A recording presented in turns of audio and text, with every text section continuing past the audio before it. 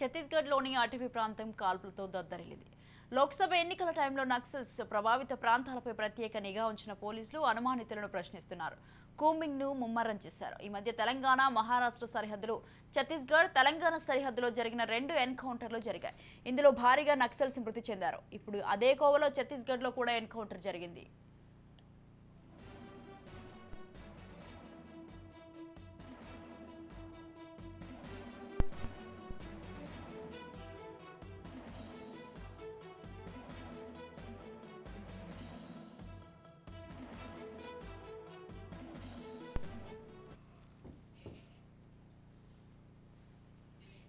ఛత్తీస్గఢ్లోని బీజాపూర్ జిల్లాలో జరిగిన ఎన్కౌంటర్లో 8 మంది మావోయిస్టులు మృతి చెందారు. ఘటనా స్థలంలో మావోయిస్టుల నుంచి ఇన్సాస్, ఎల్ఎంజీ, AK-47 వంటి ఆధునాతన ఆయుధాలను పోలీసులు స్వాధీనం చేసుకున్నారు.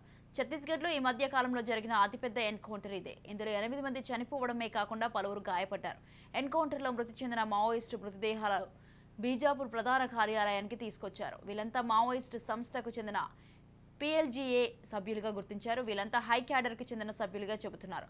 వీళ్లపై మావోయిస్టులు కొందరికి లక్షల రూపాయల రివార్డు కూడా ప్రకటించారు.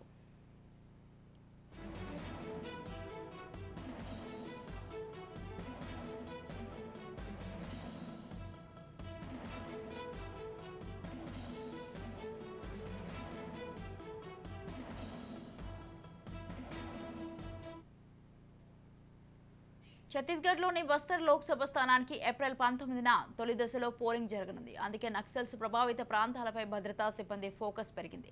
కూంబింగ్లు పెరిగాయి. అన్ని ప్రాంతాల్లో సైనికులు మోహరించారు. ఈ క్రమంలోనే నక్సల్స్ కాల్పులకు దిగుతున్నారని పోలీసులు చెబుతున్నారు.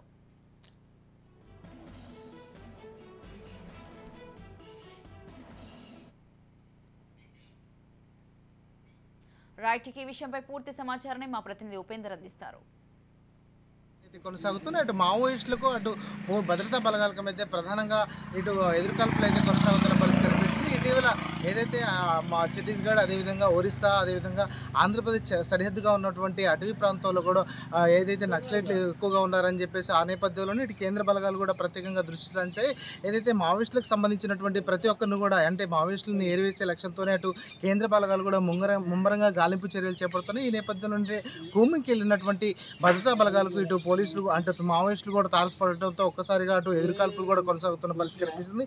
ఇటీవల గత వారం రోజుల క్రితం మాత్రం ఒక ఎన్కౌంటర్లో దాదాపు 6 మావోయిస్టులు మృతి చెందిన పరిస్థితి అయితే కనిపిస్తుంది. ఆ నేపథ్యంలోనే వారందరూ కూడా ఇది బూటకపు ఎన్కౌంటర్ అని చెప్పేసి అయితే అటు మావోయిస్టులు కూడా కేంద్ర కమిటీకి సంబంధించినటువంటి వారు కూడా లేఖలు విడుదల చేస్తున్న పరిస్థితి కనిపిస్తుంది. ఈ నేపథ్యంలోనే ఈరోజు ఉదయం కూడా భారీ ఎత్తున ఎన్కౌంటర్ అయితే కొనసాగింది. ఏదైతే బీజాపూర్ జిల్లా రచ్చిబౌలి ప్రాంతంలో ప్రధానంగా ఈ ఎన్కౌంటర్ అయితే కొనసాగింది. అయితే మావోయిస్టుకి సంబంధించినటువంటి కీలక నేతలు సమావేశమయ్యారనే నేపథ్యంలోనే వారందరినీ కూడా పట్టుకునే నేపథ్యంలోనే కేంద్ర బలగాలు ప్రత్యేకంగా దృష్టి సారించి కూంబింగ్ చేపడుతున్న నేపథ్యంలోనే ఒక్కసారిగా కూడా ఇటు కేంద్ర బలగాలు అటు మావోయిస్టులపై అయితే ఎదురుకాల్పులు చేశాయి. అటు మావోయిస్టులు కూడా ప్రతిదాడి చేస్తున్న పరిస్థితి నేపథ్యంలోనే దాదాపుగా 9 మంది మావోయిస్టులు అయితే మృతి చెందారు. వీరందరినీ కూడా అటు అక్కడ దాంతోపాటు ఇది అధునాతన బాంబులు, అదేవిధంగా అధునాతన AK-47లతో పాటు అంటే బాంబులు కూడా వాళ్ళకి లభ్యం కావడంతో అటు మావోయిస్టులకు సంబంధించినటువంటి కీలక లేఖలు, అదేవిధంగా సామాగ్రిని కూడా లభించడంతో అయితే అటు పోలీసులు కూడా విస్మయం వ్యక్తం చేస్తున్న పరిస్థితి కనిపిస్తుంది.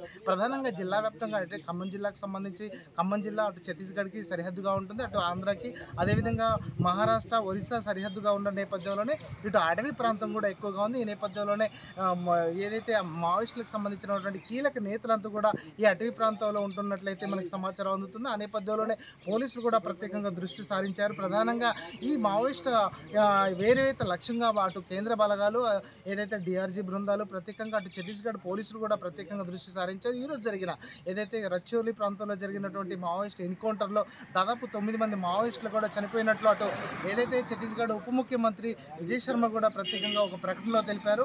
దానికి సంబంధించి ఏదైతే పోలీస్ వ్యతిరేక కార్యక్రమాలు చేస్తున్నటువంటి వారి వైపు అయితే ప్రత్యేకంగా దృష్టి సారిస్తాం, అటువంటి అసాంఘిక కార్యక్రమాలకు పాల్పడితే మాత్రం కఠిన చర్యలు తీసుకుంటామని చెప్తున్న పరిస్థితి కనిపిస్తుంది. ఇక ప్రధానంగా ఏదైతే అటవీ ప్రాంతంలో అటు డ్రోన్ల సహాయంతో, అదేవిధంగా ఏరియల్ సర్వేలతో ప్రత్యేకంగా మావోయిస్టులే లక్ష్యంగా కూడా కేంద్ర బలగాలు అయితే కూంబింగ్లు చేస్తున్నాయి. ఈ నేపథ్యంలోనే అడప అడపాదడప అయితే మావోయిస్టులు పోలీసులకు తారసపడటంతో అయితే ఇటువంటి ఎదురుకాల్పులు అయితే కొనసాగుతున్నాయి.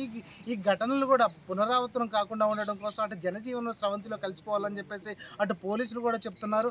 ఆ నేపథ్యంలోనే ఇటు ఏదైతే మావోయిస్టుకు సంబంధించినటువంటి కీలక నేతలు కూడా చనిపోతున్నట్లు కూడా తెలుస్తుంది. ఎందుకంటే ఇటు వేసవి సమీపిస్తున్న నేపథ్యంలోనే ప్రధానంగా నీటి కోసం ఏదైతే బిజాపూర్ అదేవిధంగా నారాయణపూర్ జిల్లాలో నీటి లభ్యత ఉన్న నేపథ్యంలోనే మావోయిస్టులంతా కూడా అటు చేరుకుంటున్న నేపథ్యంలోనే వారందరినీ కూడా కట్టడి చేసే ప్రయత్నంలో ఇటు మావోయిస్టులు ఏదైతే కేంద్ర బలగాలు ప్రత్యేకంగా దృష్టి సారించి ఇప్పుడు సిఆర్పిఎఫ్ బలగాలు కావచ్చు అదేవిధంగా డిఆర్జీ బృందాలు ప్రత్యేకంగా దృష్టి సారించి వారిపై అయితే చర్యలు తీసుకునేందుకైతే ఉపక్రమిస్తున్న పరిస్థితి కనిపిస్తుంది.